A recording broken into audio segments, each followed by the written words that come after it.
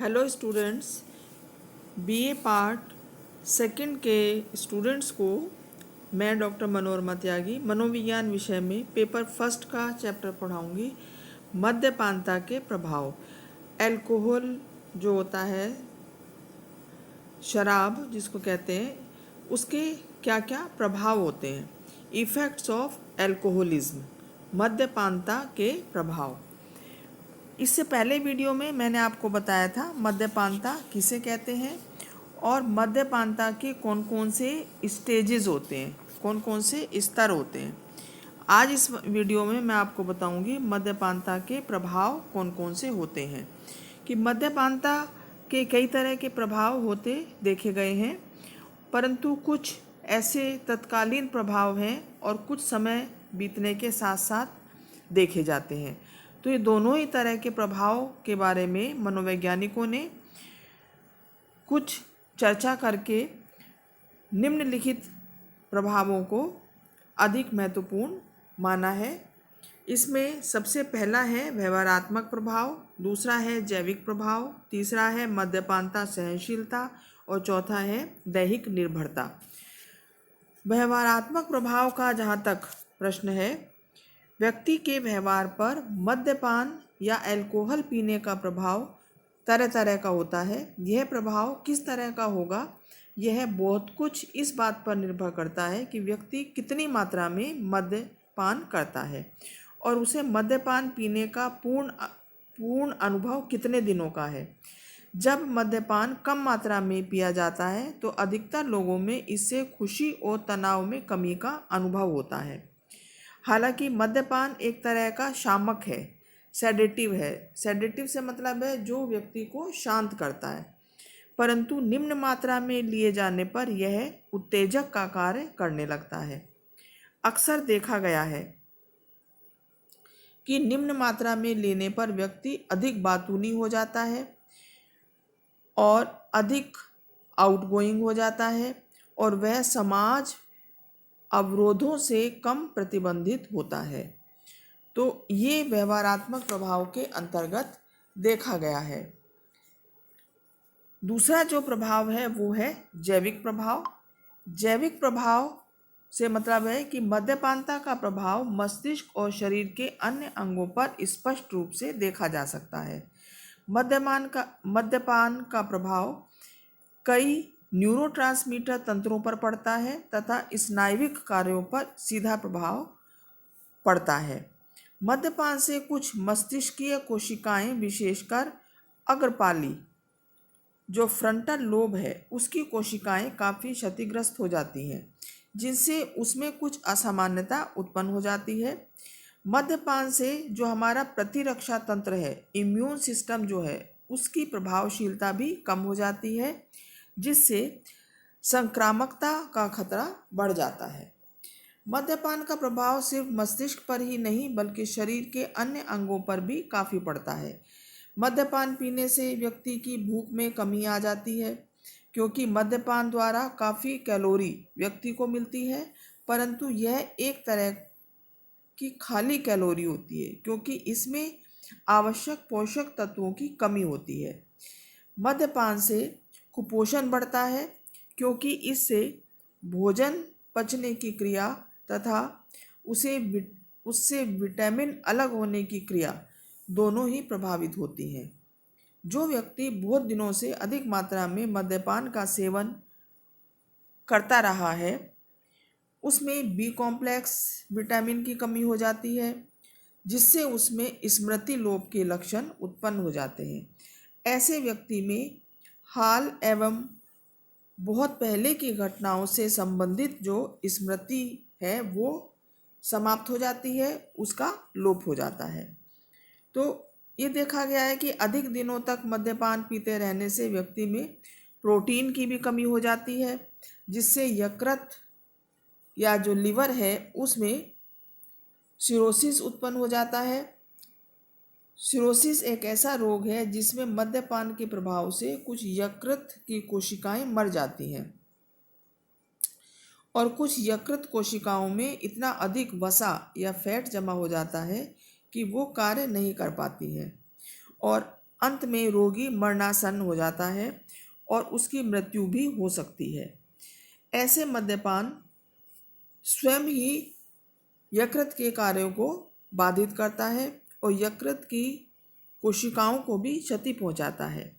इसके अतिरिक्त मद्यपान के कुछ नए दैहिक प्रभाव भी स्पष्ट रूप से देखे गए हैं। जैसे इससे अंतःस्रावी ग्रंथियों को क्षति पहुंचती है, उच्च रक्तचाप उत्पन्न होता है, हृदय गति बाधित होती है, कोशिका नली फट जाती है, जिससे मद्यपान पीने वाले व्यक्ति का चेहरा लाल और फूला हुआ सा दिखाई देता है। ऐसा भी देखा गया है कि यदि गर्भवती महिलाएं मद्यपान का सेवन करती हैं तो इससे उनके भ्रूण का विकास अवरुद्ध हो जाता है तथा मानसिक दुर्बलता के अतिरिक्त इसमें कपालीय असंगति भी बढ़ जाती है। तीसरा जो इसका प्रभाव है मद्यपान का, वो है मद्यपान सहनशीलता। मद्यपान का प्रभाव यह भी होता है कि व्यक्ति में सहनशीलता या टॉलरेंस जो है वो विकसित हो जाती है, जिससे वह अब अधिक मात्रा में मद्यपान करके भी रोगी को थोड़ा उत्तेजनाशीलता का अनुभव होता है। मद्यपान सहनशीलता से संबद्ध कई तरह की घटनाएं अक्सर देखने को मिलती हैं, जैसे चयापचय सहनशीलता, व्यवहारात्मक सहनशीलता, कोशिकीय सहनशीलता।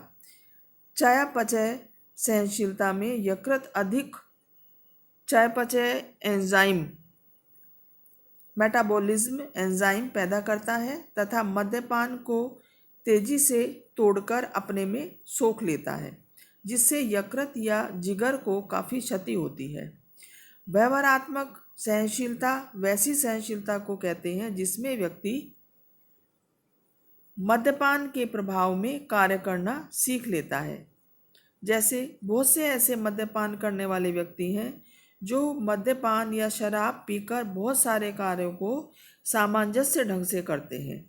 हालांकि इस तरह के रक्त मद्यपान स्तर पर अन्य व्यक्तियों के लिए कार्य करना संभव नहीं होता है। कोशिकीय सहनशीलता में न्यूरॉन मद्यपान की उपस्थिति के प्रति अनुकूलित हो जाता है। लघु मस्तिष्क में न्यूरॉन को जब अंतःशिरा मद्यपान दिया जाता है तो उसमें उत्तेजन की गति बढ़ जाती है और जब उसे लंबी अवधि तक अल्कोहल से अनावृत कराया जाता है तो इस तरह का उत्तेजन पैटर्न पुनः अपने समन्वय अवस्था में आ जाता है। तो ये मद्यपान सहनशीलता इसको कहा गया है। चौथा जो है वो है दैहिक निर्भरता। मद्यपान पीने वालों में देखा गया है कि दैहिक निर्भरता तेजी से विकसित होती है। दैहिक निर्भरता व्यक्ति में तभी विकसित होती है जब मद्यपान का उपयोग लंबे समय तक व्यक्ति करता है और पीने की अवधि तथा स्तर के अनुसार उसमें विड्रॉल के सिम्टम्स परिवर्तित होते हैं। प्रत्याहार संलक्षण के लक्षण पिछली बार पीने के बाद से करीब 12 घंटे बीत जाने पर प्रारंभ होता है।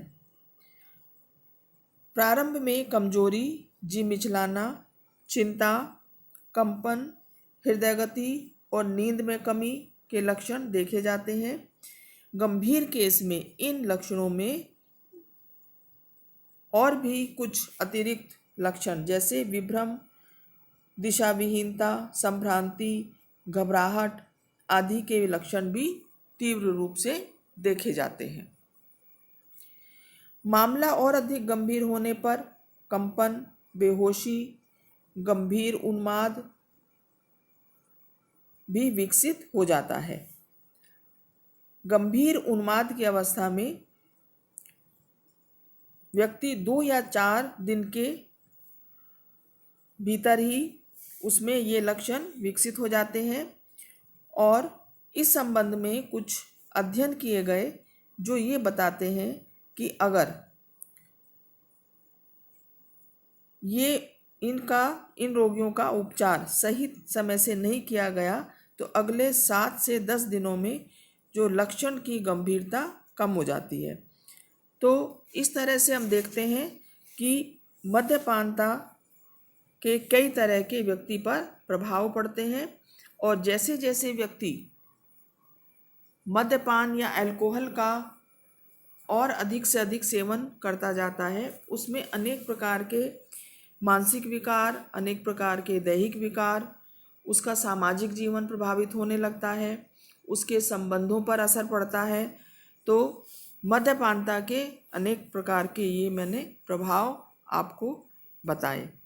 अगले वीडियो में मैं आपको बताऊंगी कि मद्यपानता या अल्कोहलिज्म के कौन कौन से कारण हैं।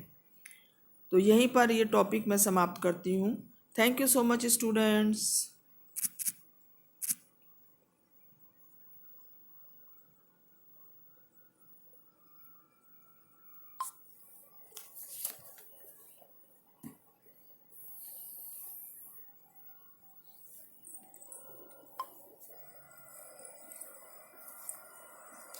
Hello students, BA part second के मनोविज्ञान विषय के विद्यार्थियों को आज मैं पेपर फर्स्ट का चैप्टर पढ़ाऊंगी, द्रव्य संबद्ध विकृतियां, उनके प्रकार। इससे पहले वीडियो में मैंने आपको बताया था सब्सटेंस रिलेटेड डिसऑर्डर्स किसे कहते हैं। द्रव्य कहते हैं कोई भी